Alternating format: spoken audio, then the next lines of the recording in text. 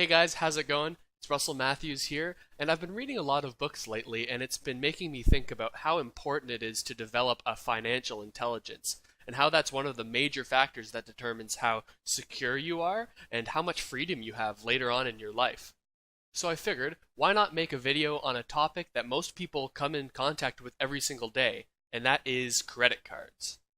And just before we get into it, I'm going to take a second to ask you to hit that like button and subscribe to my YouTube channel. Liking and subscribing and commenting and just interacting with this video makes a huge difference on how many people get to see it, and I would love to be able to help as many people as I can. If you're like me, you may have developed a fear of actually using credit cards just from all the stories that we hear every day about so many people using credit cards irresponsibly and getting trapped under all this debt. I know that I definitely felt that way for a long time, and even though I had a credit card, I would use my debit card or cash to pay for literally anything that I needed. And I'm here today to tell you that using a credit card is not bad so long as you do it in the right way. And it can actually be so important for your future when it comes to getting a mortgage or really just getting any kind of loan that you could possibly need. And that can be a huge thing in your future. Now, the reason using a credit card can be so important is because it directly affects your credit score. Your credit score is a number from 300 to 850, and it shows banks and people who want to lend to you how likely it is that you're actually going to pay back that money. If you have a high credit score, somewhere maybe in the 700s, 800s, then you're far more likely to be able to get a really good loan from a bank, and that means lower interest rates, and that saves you money. And on the flip side, if you have a really low credit score, then it can be really hard for you to get good interest rates, and in some cases, banks might just say, nah, we're not going to lend to you. If you don't know your credit score yet, it's actually a really easy thing to do. I recommend going to Credit Karma. This is what I use, and you can check your credit score for 100% free, and it's super easy to do.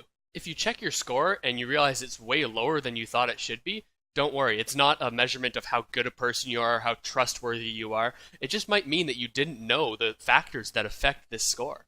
That's why I'm going to tell you the 5 things that have the biggest effect on your credit score. The first factor is the length of your credit history. This just tells banks how long you've had your credit for and how long you've had to build up this score. The longer you've been using credit, the better in the eyes of the banks. So that's why it's so important to get a credit card now or get some type of credit to just start this credit history rolling. The second factor is something called the utilization rate. So the utilization rate is just how much you actually use the credit compared to how much is available to you.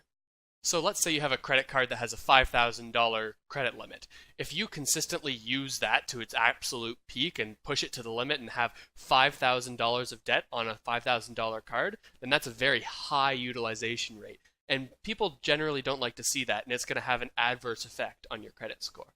A utilization rate that I would recommend is keeping it roughly around 30%. So for that $5,000 card, if you only use about $1,500 of that, then that's generally okay, and that's going to improve your credit score.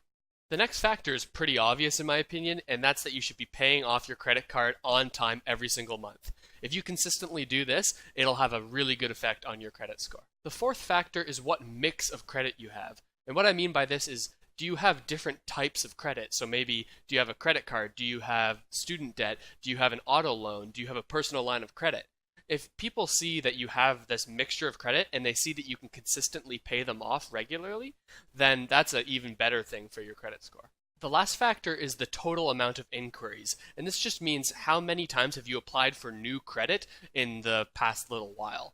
I generally wouldn't worry about this too much because if you apply for a new credit card, it'll lower your credit score temporarily, but it'll generally bounce right back up after about 6 months. So it's generally not a big deal unless you're applying for tons and tons and tons of credit cards right now today, which I probably wouldn't recommend. If you do just these 5 things, over time your credit score will go up and up and up, and that's really good for you, and I'm going to tell you why. Let's check this out in context and see how it applies if you were, say, getting a $500,000 home mortgage. For our example, let's say that if you have a good credit score, you can get a 3.5% interest rate, and if you have a bad credit score, you'll be likely to get a 5.5% interest rate. Let's find out how much that change in interest rate will affect your monthly payment and your overall payment over the term of the entire loan. So let's go ahead and go to our mortgage calculator here, and we'll put in a $500,000 loan, and we'll do our good credit score interest rate first, and that's 3.5%. And so let's calculate that and let's compare these rates. So it looks like we've got a $2,496 monthly payment and an interest payment over the term of the loan at $248,905. So let's check this out now that we've got 5.5% in there, and we'll calculate this again.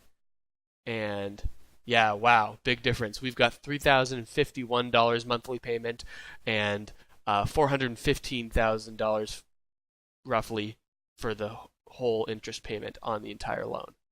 So clearly you can see what a huge difference having a good credit score or a bad credit score can have for you. It can literally save or cost you hundreds of thousands of dollars if you're getting loans like this, which someday you might. So that means my question for you is, what can you do today to start implementing these 5 tips that I've given to you? You've already seen how much of an impact it can have on your life, so why not start thinking about it now? So that's it for me today, guys. I hope this video has perhaps inspired you to improve upon your financial IQ. Really, it baffles me how many people have little to no information about this stuff when it has such a huge impact on your life in general. And lastly, if you've made it to the end of this video, thank you so much for watching, you guys. I really enjoy making these videos, and it seems like you're enjoying watching them.